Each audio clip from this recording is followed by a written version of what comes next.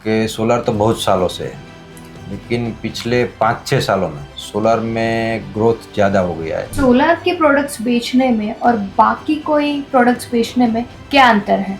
कि अभी price fix price नहीं है, प्राइस हर दिन बढ़ता रहता है, लेकिन कस्टमर को क्या है कि सस्ता चाहिए। साइट पे एक बार विजिट करते हैं कि हमने जो कोटेशन दिया था उसने दूसरे के पास करवाया तो क्वालिटी में कुछ कंप्रोमाइज़ हुआ है। सोलर सिस्टम की पावर जनरेशन कैसे होती है?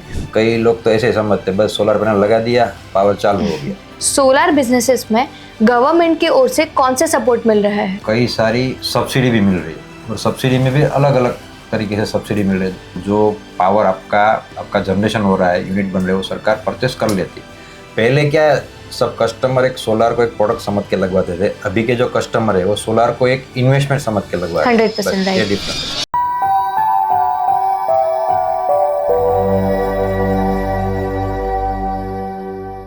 हेलो एवरीवन, मैं हूं नियति एंड स्वागत है आप सभी का एक बार फिर से द सनोरा स्पॉटलाइट के नेक्स्ट एपिसोड में।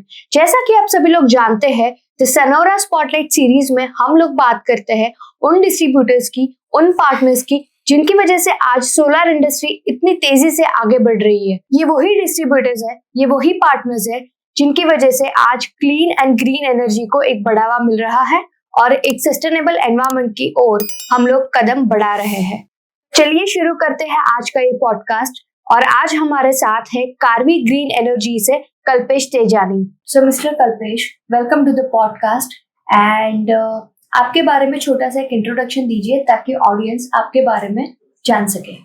मेरा नाम है कल्पेश तेजानी और मैं कार्वी ग्रीन एनर्जी का फाउंडर हूँ। हमारी कंपनी पिछले 6 साल से सोलर एनर्जी में वर्क कर रही है और हमारा काम ज़्यादातर गुजरात में और इंडिया में भी रह चुका है और चल रहा है अभी काम हमारा। और हमारा ज़्यादातर काम है सोलर रूफटॉप का, जिसमें घर के ऊपर सोलर डालना, फैक्ट्री पे है, इंडस्ट्रियल है, कॉमर्शियल है, स्कूल है, कॉलेज है और ग्राउंड माउंटेड प्रोजेक्ट हम करते हैं। Thank you for the introduction sir. अभी आप मुझे ये बताइए कि सोलर के प्रोडक्ट्स बेचने में और बाकी कोई प्रोडक्ट्स बेचने में क्या अंतर है? मैं एक एग्जांपल देता हूँ कि अगर आपको 4 व्हील बाय करनी हो और वहाँ पे अगर आपको सोलर बाय करना हो तो 4 व्हीलर में क्या है कि एक बार आप पैसा डालेंगे तो उसमें मेंटेनेंस भी आता रहता है और जैसे जैसे चलाते हो उसकी कॉस्ट भी कम होती जाती रहती है और कई साल के बाद उसको आप स्क्रैप में देना पड़ता है, कोई यूज़ नहीं रहता है। उसकी जगह पे आप समझ लो सोलर लेते हो। मैंने बोला कि एग्जांपल के 2 लाख की आपने गाड़ी खरीदी है और 2 लाख का सोलर खरीदा है, तो सोलर खरीदने से फ़ायदा आपको है कि सोलर खरीदने से आपको इनकम होती है। इनकम आपको जब से आप सोलर बाय करते हो और आपका सोलर स्टार्ट हो जाता है, ग्रिड के साथ सिंक्रोनाइज होता है, उसके बाद में हर दिन आपका, हर मिनट, हर घंटे आपकी इनकम चालू है। वैसे कि अगर आप एक बार में सोलर ख़रीद लिया और सोलर समझ लो कि आपने ख़रीदा है तो आपके लड़कों को भी दे के जा सकते हो, तो उसको भी इनकम होगी। इनकम में तो कैसा है कि आप महीने का समझ लो 1 किलोवाट सोलर डालते हो तो हर महीने आपको 800 से 900 रुपये आपको वो सेविंग करके देता है। उसकी जगह पे आपने बोला कि दूसरी कोई चीज़ बाय करनी हो तो ये फ़ायदा है सोलर का कि सालों साल चलता रहेगा और इनकम आती रहेगी। ये सबसे बड़ा बेनिफिट है सोलर में और इसमें कोई मेंटेनेंस ऐसा आता नहीं है, फ्री ऑफ चार्ज मेंटेनेंस जैसा ही है। खाली बस आपको एक ही चीज़ का ध्यान रखना है कि सोलर को डे टू डे या हफ्ते में एक बार बस वॉशिंग करना पड़ता है और कुछ नहीं रहता है, बाकी चलता ही रहता है। और इसकी 30 साल की तो कंपनी की वारंटी आती है पैनल की, और ऐसा नहीं है 30 साल के बाद भी ये चीज़ बंद हो जाएगी, चलने वाला है लेकिन जनरेशन थोड़ा कम हो जाएगा बस। तो सोलर खरीदने में और बेचने में खरीदने वाले को फ़ायदा है, लेकिन हमको बेचने में थोड़ा आसानी ये रहती है कि कस्टमर को हम समझा देते हैं कि कोई भी चीज़ खरीदने से ये चीज़ खरीदते हो तो आपको इनकम आती है, बाकी चीज़ कोई से इनकम नहीं आती है। काफ़ी इंसाइटफुल इंफॉर्मेशन आपने शेयर करी। Next, can you tell me right now EPC companies के लिए सबसे बड़ा चैलेंज क्या है?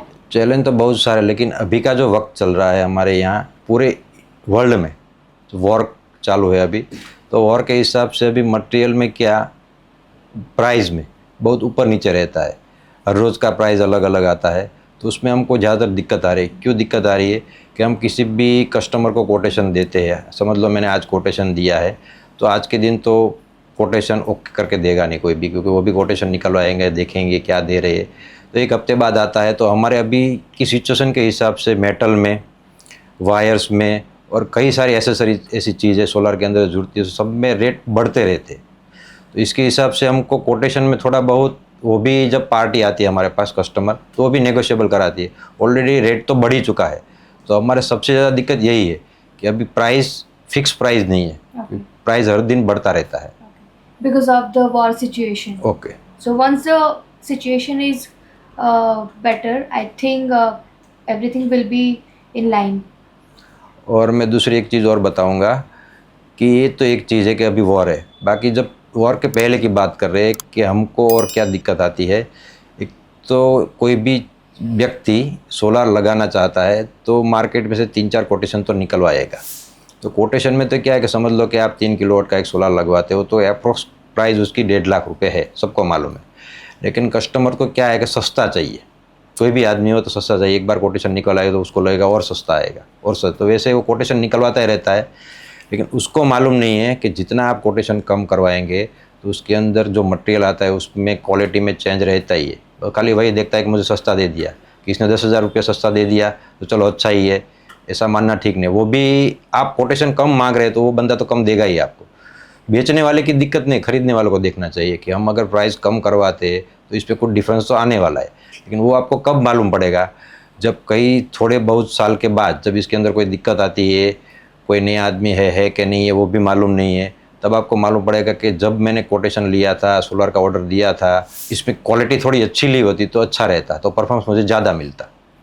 बस तो इसीलिए हम किसी भी कस्टमर को यही बोलता है, आप पैसे तो देखिए लेकिन साथ में क्वालिटी भी देखिए, ओनली पैसा मत देखिए, तो आपको जो उसका ROI है तो फटाफट रिटर्न मिलेगा। और दूसरी भी एक चीज़ बताता हूँ कि समझ लो कि कोई कस्टमर ने हमारे पास कोटेशन निकलवाया था 3-4 साल 5 साल पहले की बात, वही कस्टमर का कॉल आता है हमारे पास कि हमने सोलर डलवाया था और सोलर में कुछ दिक्कत आ रही है, जनरेशन नहीं आ रहा है, परफॉर्मेंस बराबर नहीं आ रहा है। तब उसको मालूम पड़ता है कि हमने जो कोटेशन दिया था उसने दूसरे के पास करवाया तो क्वालिटी में कुछ कंप्रोमाइज़ हुआ है। तब जाके हम उसको बोलते हैं तो इससे अच्छा तो आपने पहले से ही क्वालिटी वाला अच्छा वाला डलवाया होता तो ये प्रॉब्लम नहीं रहता। तो ये भी चीज़ है, तो आप जब भी सोलर डलवाते हो तो क्वालिटी तो मेन देखना ही चाहिए सबसे पहले।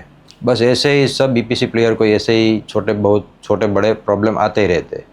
तो सर मुझे ये बताइए कि जब आप सोलर पैनल्स और इन्वर्टर्स को सिलेक्ट करते हैं तो कौन से फैक्टर्स को कंसिडर करते हो? पहले तो हम समझ लो कोई भी कस्टमर को इन्वर्टर पैनल बेचनी है तो हम तो पहले उसकी साइट विजिट करते हैं, देखते हैं कि उसको कैसी रिक्वायरमेंट है, कैसी ज़रूरत पड़ेगी, कितने वाट पीक की ज़रूरत पड़ेगी, उसके हिसाब से हम सब देखते हैं, बाद में हम बताते हैं।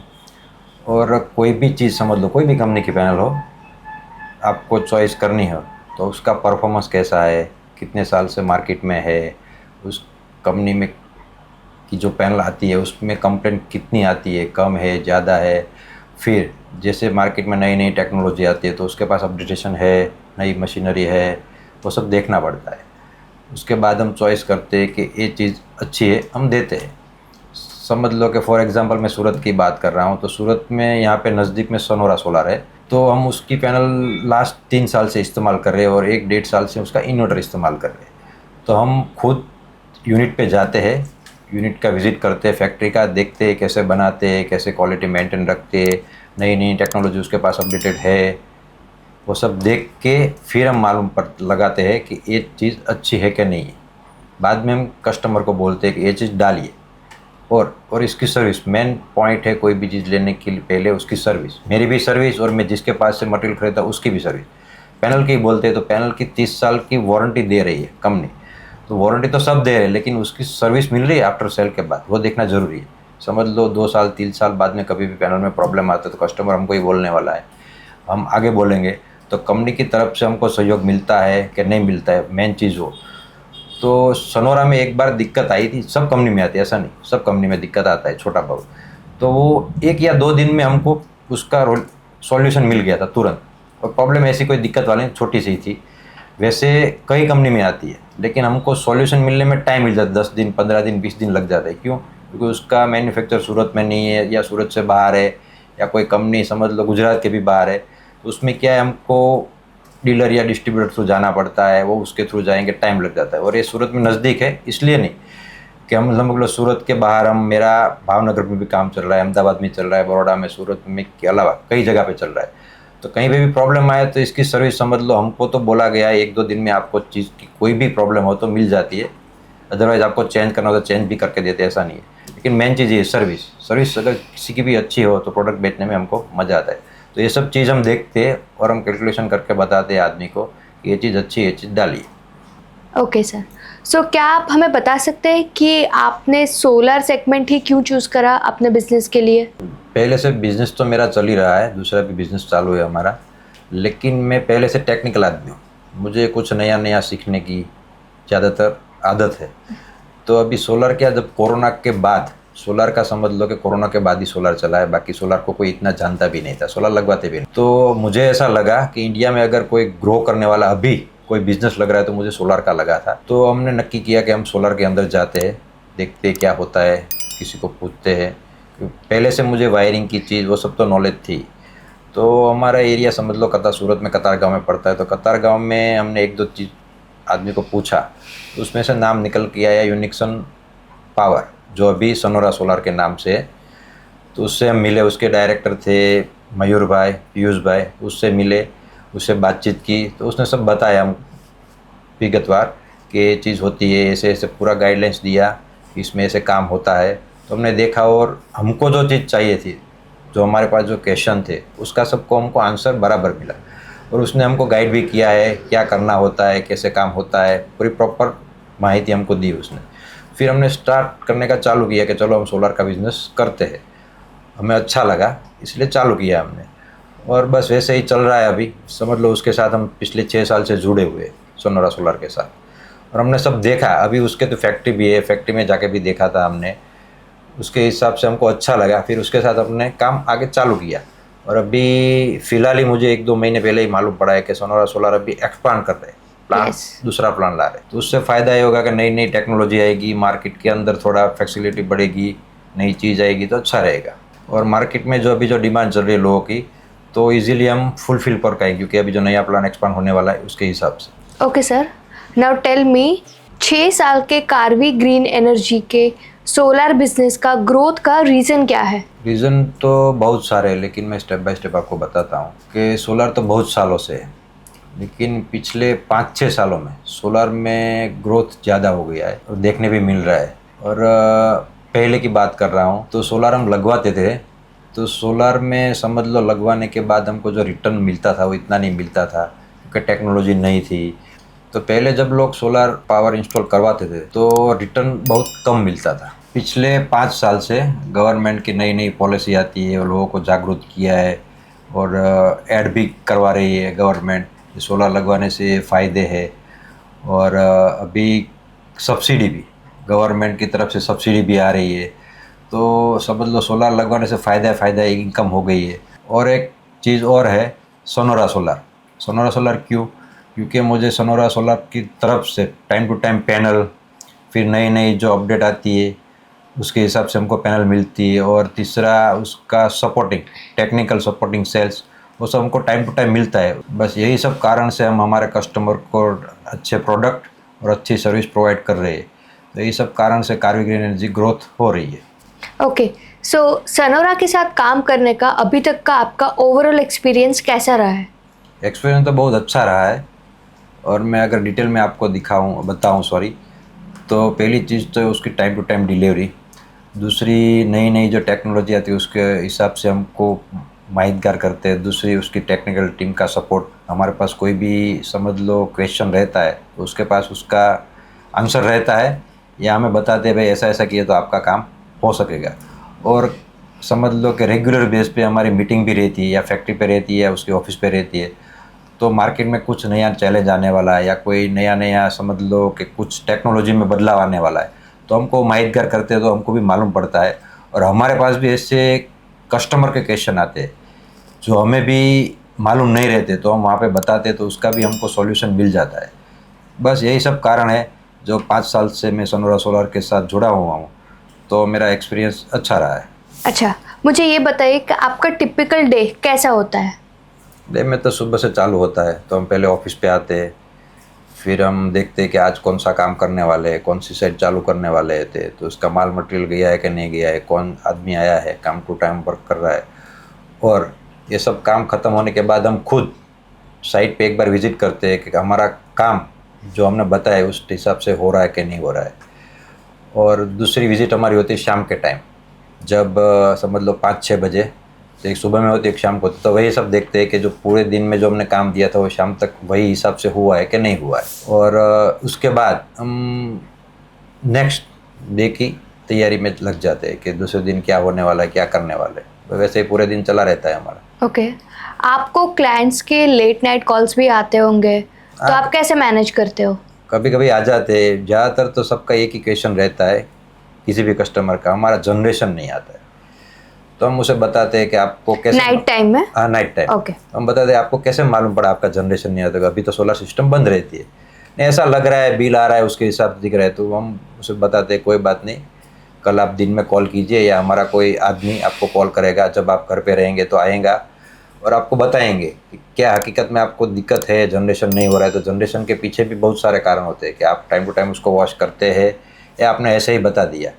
तो हम टीम जाती है, उसको बताती है सब, और उसका जो भी प्रॉब्लम है वो सॉल्व करवा देती है। ओके सो जैसे कि आपने मेंशन किया कि 2020 से आप इस बिजनेस में जुड़े हुए हैं, तो मुझे ये बताइए कि 2020 और 2026 इन दोनों में कस्टमर के क्वेश्चंस में क्या डिफरेंस आपको दिख रहा है?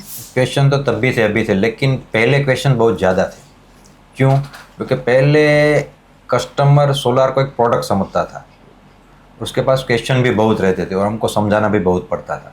और इसके हिसाब से अभी की बात करें तो अभी कस्टमर में इतनी अवेयरनेस आ गई है, और सरकार की भी समझ लो पॉलिसी भी ऐसी है, उसकी डिजिटलाइजेशन, एडवर्टाइजमेंट बहुत ज़्यादा है। तो अभी कस्टमर जो आते हैं उसको इतना ज़्यादा क्वेश्चन और क्वेरी नहीं होती है। तो हमें क्या है, खाली यही बताना पड़ता है कि आपको कितना किलोवाट का प्लान लगाना है, बस वही सब। तो पहले और अभी में बहुत फ़र्क है। अभी आसान हो गया है सोलर लगाना और बेचना हमारे लिए, दोनों कह सकता हूँ मैं। सो इसके पीछे का रीज़न क्या हो सकता है? पहले क्या सब कस्टमर एक सोलार को एक प्रोडक्ट समझ के लगवाते थे, अभी के जो कस्टमर है वो सोलार को एक इन्वेस्टमेंट समझ के लगवा रहे हैं। 100% राइट। ये डिफरेंट है। Okay so the next question is solar system की पावर जनरेशन कैसे होती है, और जब भी कोई कस्टमर रेसिडेंशियल हो, कमर्शियल हो या फिर इंडस्ट्रियल हो, जब भी वो सोलर इंस्टॉलेशन करवाता है तो उनको किन किन चीज़ों का ध्यान रखना चाहिए? तो ध्यान तो बहुत सारी चीज़ का रखना चाहिए।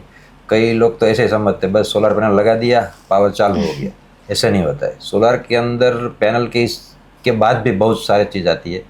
हमारा काम ऐसा है कि हम भी कोई भी कस्टमर का कॉल आता है तो हमारी टीम वहाँ पे जाती है, हम जगह का पूरा देखते हैं, एनालिसिस करते हैं कि कहाँ पे सोलर लगाना अच्छा है, शेडो फ्री एरिया है कि नहीं है, और किस हिसाब से स्ट्रक्चर बनेगा, कस्टमर को कैसी रिक्वायरमेंट है, उसके बजट में, क्वालिटी में, वो सब देखने के बाद हम वो चीज़ लगाना चालू करते हैं।